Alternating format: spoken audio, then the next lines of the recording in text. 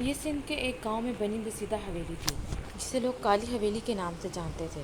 کالی حویلی کے لیے مشہور تھا کہ وہاں جنات کا بسیرا ہے۔ سورج کے غروب ہوتے ہی لوگ اس حویلی کے پاس سے بھی نہیں گزرتے تھے۔ لوگوں کا کہنا تھا کہ مغرب کے بعد کالی حویلی میں سے کسی عورت کے رونے کی آواز آتی ہے، اور آواز کے ساتھ بہت سے جانوروں کی خوفناک آوازیں بھی سنی جاتی تھیں۔ حویلی کا خوف لوگوں پر اتنا سوار ہو گیا تھا کہ لوگوں نے حویلی کے ارد گرد کے گھر بھی چھوڑ دیے تھے۔ حویلی کے ارد گرد کے مکان بھی ویران پڑے ہوئے تھے۔ سالوں سے بند حویلی دن بدن خوفناک ہوتی جا رہی تھی۔ ان دنوں دوسرے گاؤں سے ایک خاندان کے اس گاؤں میں شفٹ ہوا تھا، کرم دین اور اس کی بیوی تہمینہ۔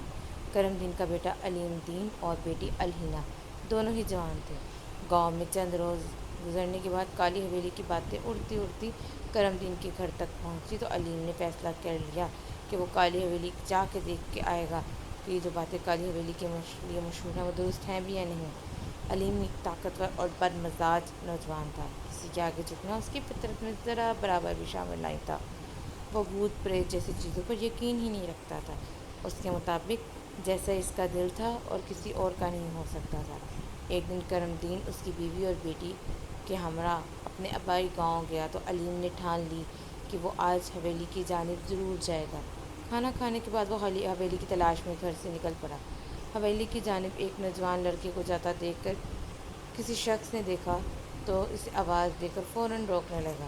بیٹا، اس جانب نہیں جاؤ گے تم نہیں جانتے کالی حویلی کی جانب جو ایک بار جاتا ہے وہ واپس نہیں آتا۔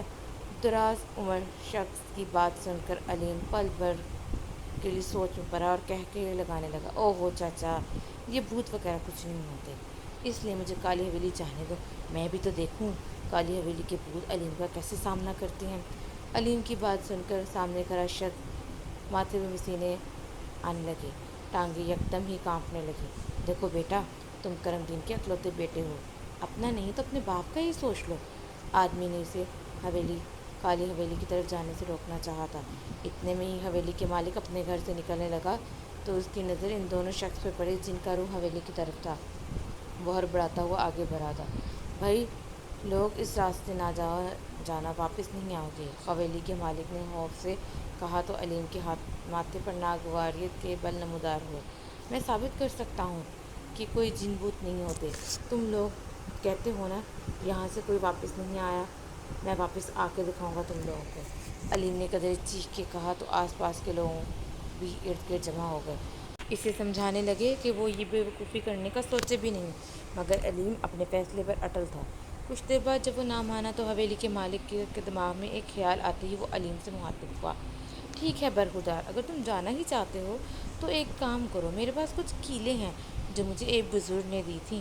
بزرگ نے کہا تھا اگر یہ کیلیں مغرب کے بعد حویلی میں ٹھونکی جائیں گی تو وہاں موجود اسیر ختم ہو جائے گا، لیکن پورے گاؤں کے سامنے تمہیں کہنا ہوگا حویلی تم اپنی مرضی سے جا رہے ہو، تمہیں کچھ ہوا تو ہماری ذمہ داری نہیں ہوگی۔ میں وعدہ کرتا ہوں اگر تم حویلی سے واپس آ جاؤ گے تو حویلی تمہارے نام کر دوں گا۔ حویلی کے مالک کے آفر سن کر مانو اس کا دل خوش ہو گیا، اس کے ارادے میں مزید پختگی آ گئی۔ ٹھیک ہے، آپ مجھے کیلیں دیں، میں مغرب ہونے میں کچھ وقت ہے، اس نے حکمیہ انداز میں کہا تو لوگ اسے سمجھانے کی غرض سے اس کے پاس آنے لگے۔ کسی نے کہا ایک بار پھر سوچ لے، کسی نے کہا کہ حویلی کے باہر ہی کیلیں ٹھوک کے آ جائے۔ سب کی باتیں ایک کان سے سن کر وہ دوسرے کان سے نکال رہا تھا۔ کچھ وقت سرکنے کے بعد فضا میں مغرب کی اذان کی آواز گونجی تو حویلی کے مالک سے کیلیں اور ہتھوڑی لے کے وہ ہاتھ میں لالٹین لیے کالی حویلی کی جانب بھر گیا۔ پورا گاؤں ہجوم کی صورت اسے جاتا دیکھ رہا تھا، سب کے سب چہرے پر خوف اور قدموں میں کپکپاہٹ لے کے کھڑے تھے۔ وقت جیسے جیسے گزرتا رہا ویسے ویسے اندھیرے میں تیزی آ رہی تھی۔ کافی دیر چلنے کے بعد وہ کالی حویلی کے سامنے کھڑا تھا۔ اس بھیانک حویلی کو دیکھ کر اس کی ریڑھ کی ہڈی میں سنسناہٹ ہوئی تھی۔ اس سے پہلے وہ کالی حویلی میں داخل ہوتا ایک ساتھ ہی کتے، بلی اور الو کی آوازیں گونجنے لگیں۔ یہ آواز اتنی بھیانک تھی کہ نہ چاہتے ہوئے بھی اس نے لالٹین پھینک کر کانوں پر ہاتھ رکھ لیا تھا۔ گپ اندھیرا، خوفناک جنگل، آوازیں اور سامنے کھڑی کالی حویلی۔ اس کا دل کیا وہ واپس پلٹ جائے، مگر حویلی کا لالچ یاد آتے ہی اس کی ہمت جاگ گئی۔ وہ لالٹین اٹھائے حویلی کے اندر داخل ہوا۔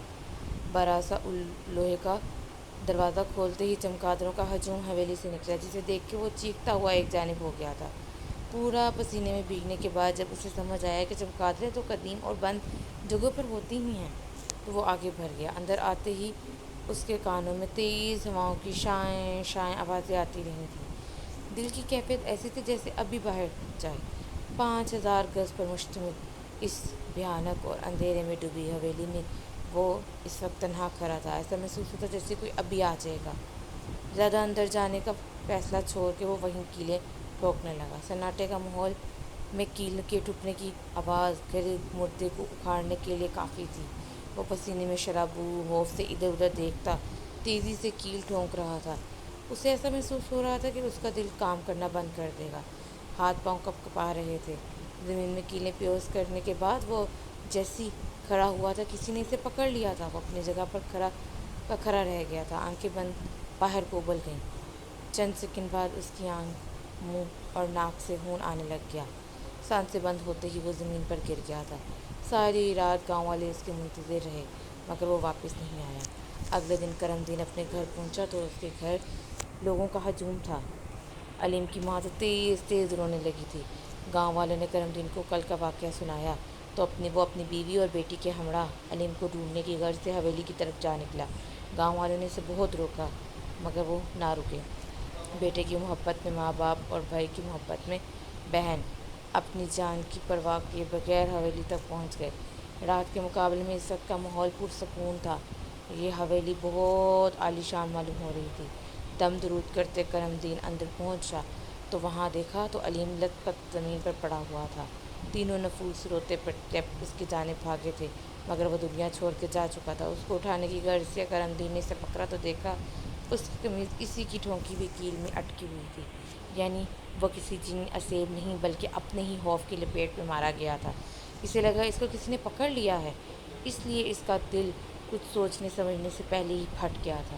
علیم تو جا چکا تھا مگر کرم دین کو پتہ چل گیا تھا کہ وہ کالی حویلی میں کوئی اسیب نہیں، اس لیے حویلی کے مالک نے حویلی کرم دین کے نام کر دی۔ کرم دین اور اس کی بیوی بیٹے کے غم میں بیمار ہو گئے تھے۔ گھر اور باہر کی ذمہ داریاں الہینہ کے سر پر آ گئی تھیں۔ وہ کماتی بھی تھی اور گھر بھی چلاتی تھی، ماں باپ کی خدمت بھی کرتی۔ اکثر بھائی کی یاد میں وہ ماں باپ سے چھپ کر گھنٹوں روتی۔ ایک دن شہر سے ایک بڑی کمپنی نے گاؤں آ کے حویلی کو 2 کروڑ روپے کے عوض خرید لیا تھا۔ اب ان لوگوں کے دن پھر گئے تھے۔ الہینہ کو کام کے لیے باہر بھی نہیں جانا پڑتا تھا، نہ گھر میں کام کرنا پڑتا تھا، بلکہ وہ شہر کے ایک اچھے ڈاکٹر سے اپنے ماں باپ کا علاج کروا رہی تھی۔ ایک دن اسی ڈاکٹر فرقان نے اسے اپنا ہمسفر بنانے کی پیشکش کی تو اس نے خوشی خوشی قبول کر لی۔ اب انہوں نے گاؤں چھوڑ دیا تھا۔ شہر میں وہ ہنستی بستی زندگی گزارتے کرم دین، تہمینہ اور الہینہ اکثر گاؤں کی تلخ یادوں کو یاد کر کے رو پڑتے تھے مگر ڈاکٹر فرقان کی صورت میں کرم دین اور تہمینہ کو ان کا اپنا بیٹا علیم واپس مل گیا تھا۔ ڈاکٹر فرقان ان سب کا بہت خیال رکھتے تھے۔ السلام علیکم۔ اگر آپ کو میری ویڈیو پسند آئی ہے تو ویڈیو کو لائک کریں اور چینل کو سبسکرائب کرنا مت بھولیے۔ شکریہ۔